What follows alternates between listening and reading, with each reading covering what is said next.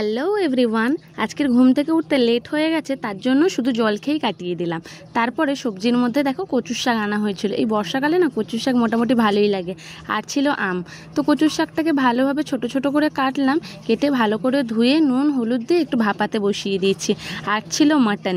আমি না ফোনে মাটনের রেসিপিতে দেখেছিলাম মাটনের যে চর্বিগুলো না একসাথে মাংসতে দেয় না, ওটা পরে দেয়, লাস্টে দেয়, যাতে মাটনের চর্বিগুলো গোটা গোটা থাকে। তো আজকের ভাবলাম যে মাটনটা কড়াই কষিয়ে কষিয়ে করব, যেই কাজ সেই তার জন্য নুন হলুদ দই মাখিয়ে রেখে দিলাম। আর করেছিলাম এই মাছের ডিম দিয়ে রসুন কোচানো, বেশি করে পেঁয়াজ লঙ্কা দিয়ে মাছের ডিমের বড়া বানিয়েছিলাম। অল্প করে চালের গুঁড়ি দিয়েও করেছিলাম। আর করেছিলাম কচুর শাকগুলো চিংড়ি আদা রসুন দিয়ে করেছিলাম। কচুর শাক অল্প অল্প গালকিটো ছিল, কিন্তু বেশ ভালো খেতে হয়েছিল।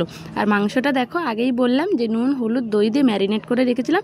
আর আজকের করব কড়াই মোটামুটি 1.5 ঘন্টা 2 ঘন্টা মতন ভালোভাবে কষিয়েছি।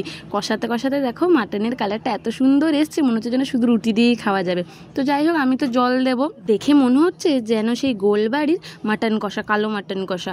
তো যাই হোক, তারপরে জল দিয়ে ভালোভাবে ফুটিয়ে নিলাম। ফুটিয়ে নিলেই ওপর থেকে গুঁড়ো গরম মশলা ছড়িয়ে দিই। তৈরি মাটনটা কিন্তু আমার অতটাও ভালো লাগেনি, কড়াই করেছি না তার জন্য।